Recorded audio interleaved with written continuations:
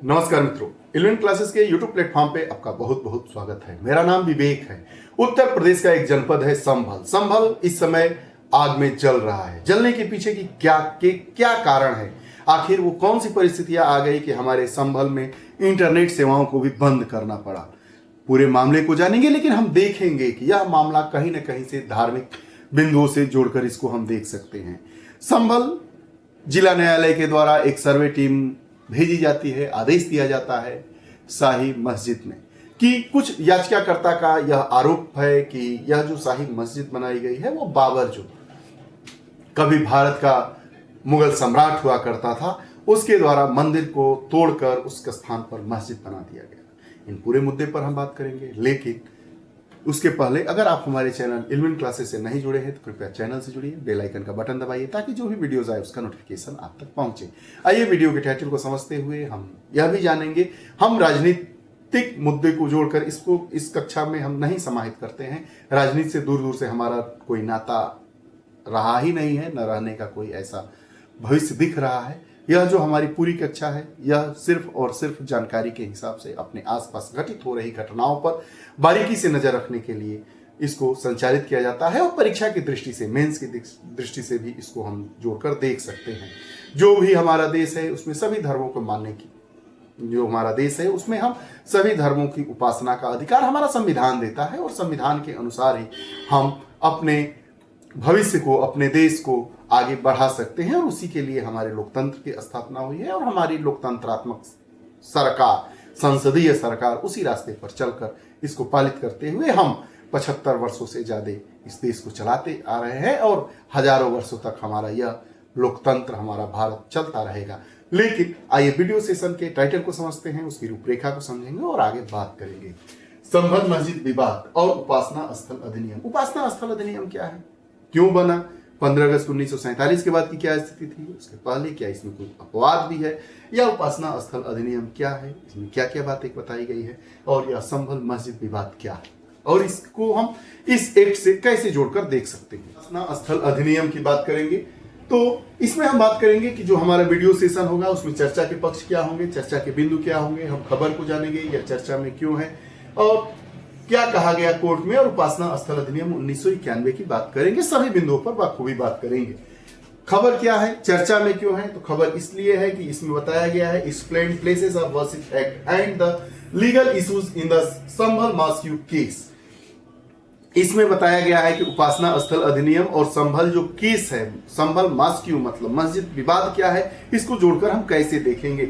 संभल जिला अदालत का आदेश आता है कि वहां पर एक जो शाही जामा मस्जिद है उसमें एक सर्वे की टीम भेजी जाए और सर्वे करवाया जाए। सर्वे क्यों करवाया जाएगा, क्योंकि यह याचिकाकर्ता के द्वारा यह दावा किया जाता है कि शाही जामा मस्जिद एक हिंदू मंदिर की जगह पर बनी है, कि पहले यह एक हिंदू मंदिर था, उसी को तोड़कर इस पर शाही जामा मस्जिद बना दी गई है। तो संभल अदालत के द्वारा अनुमति दी जाती है कि उस पर एक सर्वे टीम जाए, एक वकील की टीम बना दी जाती है, एक वकील जाते हैं वहां पर सर्वे करने।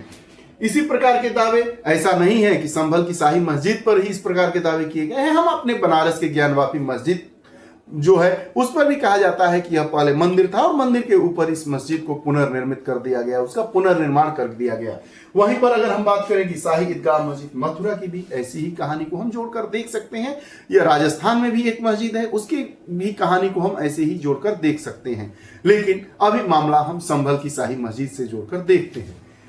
होता यह है कि संभल जिला आदेश का आदेश आता है, याचिकाकर्ता के द्वारा यह दावा किया जाता है अदालत में कि यह जो शाही जामा मस्जिद है जो संभल में अवस्थित है, इसको यह पहले मंदिर था, मंदिर को तोड़ने के बाद तो अदालत के द्वारा एक सर्वे टीम को मंजूरी दी जाती है। टीम सर्वे करने जाती है, जब पहली बार जाती है कोई बात नहीं, दूसरी बार जाती है तो यह हिंसा हो जाती है। संभल की जामा मस्जिद के बारे में, संभल की जामा मस्जिद को हम संरक्षित स्मारक के रूप में, यह काबिज है, संरक्षित स्मारक के रूप में जामा मस्जिद का नाम अंकित है।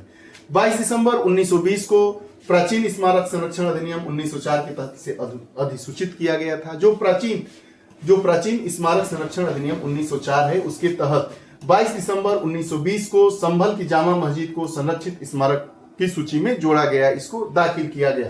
राष्ट्रीय महत्व की भी मस्जिद है, क्यों, क्योंकि मस्जिद को राष्ट्रीय महत्व का स्मारक भी घोषित किया गया है। भारतीय पुरातत्व सर्वेक्षण विभाग क्या कहता है कि भारतीय पुरातत्व सर्वेक्षण की वेबसाइट पर यह केंद्रित संरक्षित स्मारक की सूची में शामिल है, या आम मस्जिद नहीं है, या शाही जामा मस्जिद है जो जिसको राष्ट्रीय महत्व की स्मारक भी घोषित किया गया है।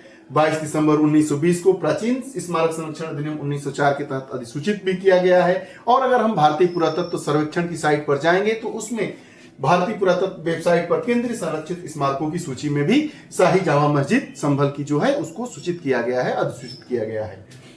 याचिकाकर्ता का यह दावा था कि शाही मस्जिद 1925 आगे बात करते हैं। याचिकाकर्ता ने दावा किया था कि जो शाही जामा मस्जिद है वो 1526 में मुगल सम्राट बाबर द्वारा एक हिंदू मंदिर को ध्वस्त करके बनाया गया था। मतलब जो 1526 तक यह जो शाही जामा मस्जिद है यह क्या थी, एक मंदिर थी, लेकिन आज यह मस्जिद हो गई है। अदालत ने याचिका को मंजूरी दी और एक वकील को मस्जिद का प्रारंभिक सर्वे करने के लिए नामित कर देती है। 19 नवंबर को जिला अदालत ने सर्वे का आदेश दिया। यह सर्वे उसी दिन किया गया। अदालत ने 29 नवंबर तक रिपोर्ट पेश करने का आदेश दिया था, लेकिन 24 नवंबर की बात है, 24 नवंबर के सर्वे का दूसरा चरण हुआ और सर्वे के बाद हिंसा की घटनाएं आपको देखने को मिली। जो सिविल मुकदमे दायर किए गए याचिकाकर्ताओं द्वारा किए गए दावे को प्रारंभिक रूप से स्वीकार किया जाता है। ऐसा नहीं है कि हम न्यायालय में जाते हैं और हम जिस बात को कहते हैं अगर अदालत के द्वारा उसको स्वीकार कर लिया जाता है तो यह सही ही हो। अदालत के द्वारा अपने हिसाब से उसका सर्वे किया जाता है। हम जो अपने बात को पुख्ता करने के लिए दावा पेश करते हैं उसके लिए हम अपने साक्ष्य को प्रस्तुत करते हैं। अगर हमारे साक्ष्य सही होते हैं तब वो दावा हमारा सही माना जाता है। न्यायालय के द्वारा उस पर अपने आदेश और निर्णय दिए जाते हैं। तो वही बात कह रहा है कि जो सिविल मुकदमा है यह याचिकाकर्ताओं के द्वारा दिए गए दावे को प्रारंभिक रूप से स्वीकार किया गया। सिविल मुकदमे के दावों की सत्य जांच शुरू में नहीं की जा सकती। याचिकाकर्ताओं को तब तक सबूत पेश करने की आवश्यकता नहीं होती है जब तक उनकी याचिका स्वीकार नहीं की जाती है। याचिका स्वीकार कर ली जाती है, इसलिए सबूत पेश करने की जरूरत होती है। अगर याचिका स्वीकार नहीं की जाती है तो सबूत पेश करने की जरूरत नहीं होती है। पूजा स्थल अधिनियम 1991 क्या कहता है? पूजा स्थल अधिनियम 1991 या उपासना स्थल अधिनियम भी इसको कहते हैं 1991, पूजा स्थल से संबंधित मामले में ऐसी याचिका पूजा स्थल अधिनियम 1991 के तहत प्रतिबंधित है। अब जानते हैं कि जो यह 1991 का उपासना स्थल अधिनियम क्या है या पूजा स्थल अधिनियम 1991 क्या है, इस पर आइए बात करते हैं। नाम एक ही है, या उपासना कहिए या पूजा कहिए। यह अधिनियम उपासना स्थलों के रूपांतरण से संबंधित है। रूपांतरण पर रोक लगाता है। ऐसा नहीं है कि ए कभी टेम्पल था और बाद में ए को हम मॉस्क बना दिए, मस्जिद बना दिए, या इसको हम चर्च बना दिए या गुरुद्वारा बना दिए। तो ऐसे रूपांतरण पर यह जो हमारा पूजा स्थल अधिनियम 1991 रोक लगाता है। यह एक विशेष रूप से 15 अगस्त 1947 तक के उपासना स्थलों के धार्मिक स्वरूप है उसको बनाए रखने के लिए है। प्रमुख प्रावधान इसमें क्या किए गए हैं कि धर्मांतरण पर रोक, इसमें धारा 3 के तहत धर्मांतरण पर रोक लगाई गई है। किसी उपासना स्थल को एक धार्मिक संप्रदाय से दूसरे धार्मिक संप्रदाय में बदलने की अनुमति नहीं दी गई है। वहीं धार्मिक प्रकृति का रखरखाव धारा 4(1) के तहत इसमें बात की गई है।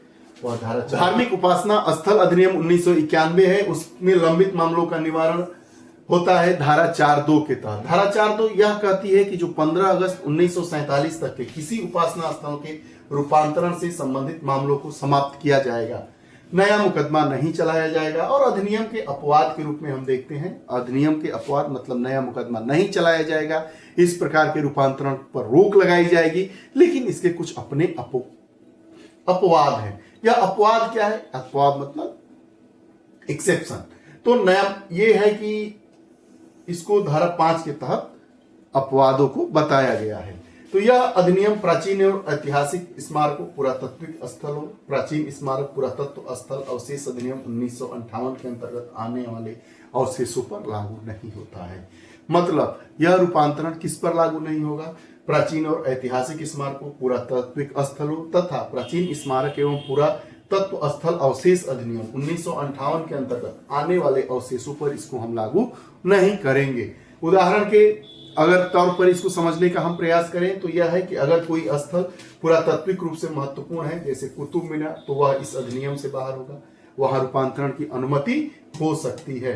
इस प्रकार का अगर कोई है तो उस पर रूपांतरण की अनुमति इस अधिनियम के द्वारा उपासना स्थल अधिनियम 1991 के द्वारा दिया जा सकता है। अयोध्या का राम जन्मभूमि, बाबरी मस्जिद विवाद को हम इस प्रकार के विवादों से जोड़कर देख सकते हैं। पूजा स्थल अधिनियम 1991 है, उसकी दंड धारा 6 क्या कहती है? यदि इस अधिनियम का उल्लंघन किया जाता है, यदि इस अधिनियम का उल्लंघन कोई करता है तो उसे 3 साल की सजा और जुर्माना लगाया जा सकता है। अधिनियम पर सर्वोच्च न्यायालय का क्या रुख है? उपासना स्थल अधिनियम को सर्वोच्च न्यायालय की भारतीय संविधान की धर्मनिरपेक्षता के प्रति प्रतिबद्धता को बनाए रखने वाले एक विधायी कार्रवाई के रूप में देखा जा सकता है। हम जानते हैं कि जो हमारा संविधान है सभी को अपने धर्म को मानने और मानने को उसका अधिकार देता है। राज्य किसी भी धर्म को न तो संरक्षित करेगा न पालित करेगा। राज्य ऐसा नियम कानून कोई भी नहीं बना सकता है जिससे किसी धर्म या पंथ को के विचारों को ठेस पहुंचे, उनके जो नियम हैं उनके परंपराओं को आघात पहुंचे कुछ, लेकिन इस पर अपवाद भी है। हमने इस पूरे वीडियो सेशन में यह जाना कि जो संभल की शाही जामा मस्जिद है वह क्यों चर्चा में है। संभल में आगजनी की स्थिति है, इंटरनेट को बंद कर दिया गया है, हिंसक घटनाएं हो रही है, राजनीतिक रुख ले लिया है। राजनीति की तरफ तो हमें जाना ही नहीं है, लेकिन उसको हमने जोड़ कर देखा कि जो हमारा पूजा स्थल अधिनियम, जिसको हम उपासना स्थल अधिनियम 1951 है, उस पर हम यह क्या कहता है, क्या इस प्रकार का रूपांतरण संभव है, उसके अपवाद क्या है, दंड का प्रावधान क्या है। आपको ये हमारा वीडियो सेशन कैसा लगा कमेंट बॉक्स में जरूर बताइएगा।